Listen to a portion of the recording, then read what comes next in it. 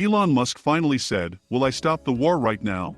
In this video we will talk about how Elon Musk helped Ukraine, and how he is fighting against Russia. How almost the whole world has united against Russia, and also that the war needs to be stopped and why it will happen soon. Welcome to the Tech Zone channel. In this video we will talk about the latest news around Ukraine and Russia, Elon Musk's help to Ukraine, and analyze what is happening now.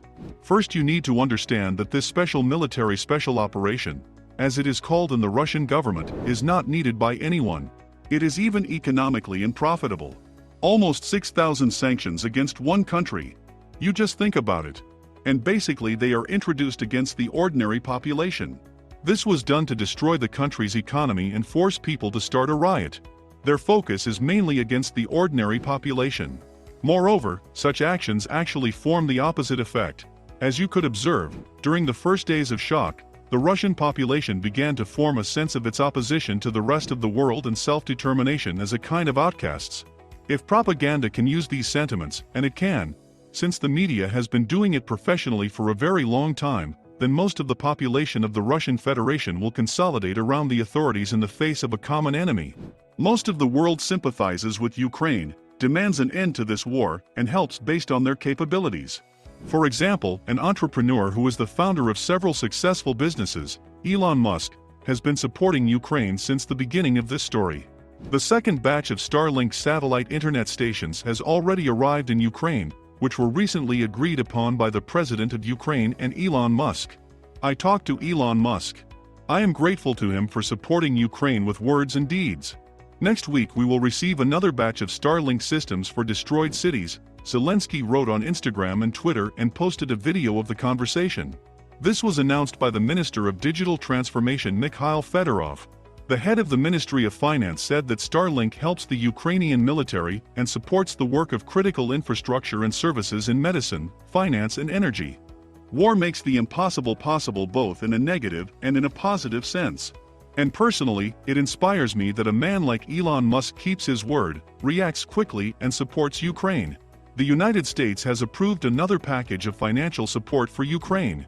These are huge sums, as well as constant supplies of weapons for the Ukrainian army. The media note the unprecedented scale of the new proposed tranche to Ukraine. It will be the largest to date.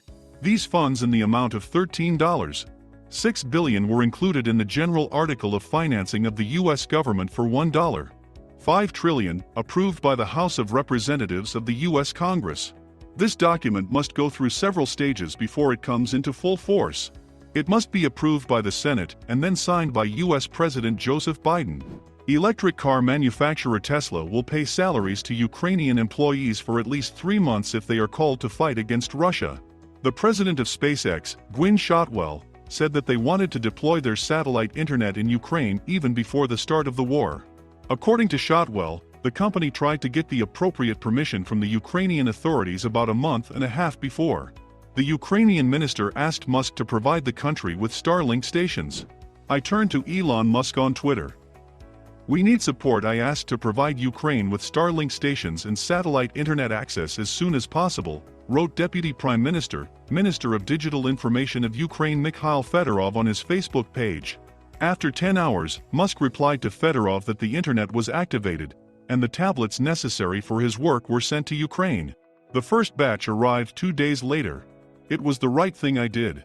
I think the best way to support democratic countries is to make sure that we all understand that there is truth," Shotwell commented on the connection of a service that promotes the free dissemination of information.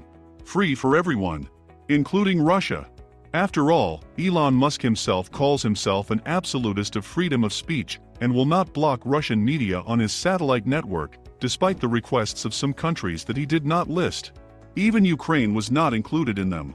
Elon supports not only Ukrainians, but also Russians, who are not to blame for anything. Russia is becoming an aggressor country in the eyes of the global population, like all Russians. Speaking about the media, Elon Musk said, "Why does the traditional media cause such a relentless stream of hatred? The real question," he said on Twitter. "But many strange blocked the stream of broadcasting from Russia. Compared with other sanctions, it's just a drop in the ocean. What sanctions are being imposed against Russia in connection with the invasion of Ukraine? Yesterday, President Biden and G7 leaders from Canada, France, Germany, Italy, Japan, and the United Kingdom, as well as the European Union, announced new economic actions to hold Putin accountable for his ongoing attack on Ukraine and Russia's further isolation from the global financial system. Each partner will carry out actions corresponding to their national processes. These actions will collectively increase pressure on Putin and build on the unprecedented package of economic sanctions and export controls that the United States and more than 30 countries have already imposed on Russia. Today, the ruble is trading at the weakest level in history and is worth less than a penny. The Russian stock market has been closed for the longest time in history. The credit rating of the Russian government has been downgraded to junk status, and we are witnessing a mass exodus of the private sector from Russia. Russia has now become a global economic and financial pariah. Ads include the abolition of the status of the most favored nation for Russia. President Biden will work closely with Congress to deprive Russia of the benefits of its WTO membership and ensure that Russian imports do not receive most favored nation treatment in the American economy. The United States Congress has demonstrated bipartisan leadership in canceling permanent normal trade relations with Russia, and President Biden is looking forward to signing the bill. Together with similar actions of the G7, this collective action of more than half of the world economy will deal another serious economic blow to Russia. The G7 leaders will agree to ensure that Russia cannot receive funding from leading multilateral financial institutions such as the International Monetary Fund and the World Bank. Russia cannot blatantly violate international law and expect to benefit from participation in the international economic order. Bank accounts and real estate of Russian elites and their family members are being frozen. This includes Yuri Kovalchuk, the heads of banks against whom we have imposed sanctions, and members of the Duma who sponsored legislation on the recognition of the so-called Donetsk People's Republic and Luhansk People's Republic. This action will follow numerous efforts, along with those of our allies and partners, targeting Russian elites and their family members who benefit from this war of choice, and cutting them off from the U.S. financial system, freezing any assets they hold in the United States, and blocking their travel to the United States to pursue the ill-gotten gains of these elites. Joe Biden said. President Biden will sign an executive order that will stop the export of luxury goods to any person located in the Russian Federation. This ensures that American citizens will not provide luxury items such as luxury watches, luxury cars, luxury clothing, luxury alcohol, jewelry, and other goods often purchased by Russian elites. The U.S. export value of products subject to today's restrictions on luxury goods is almost $550 million per year. The elites who support Putin's military machine should no longer reap the benefits of this system and squander the resources of the Russian people. Underlined. A ban on U.S. imports of goods from several key sectors of the Russian economy. President Biden's will also ban imports of goods from several sectors of the Russian economy, including seafood, spirits/vodka, and non-industrial diamonds. This will deprive Russia of more than $1 billion in export revenues. The United States reserves the right to impose additional import bans as necessary. The new guidance of the Ministry of Finance on preventing evasion of sanctions, including with the help of virtual currency. The Treasury Department, as part of the new guidance, will continue to clarify that the Treasury's expansive actions against Russia require all U.S. persons to comply with the sanctions rules, regardless of whether the transaction is denominated in traditional fiat currency or virtual currency.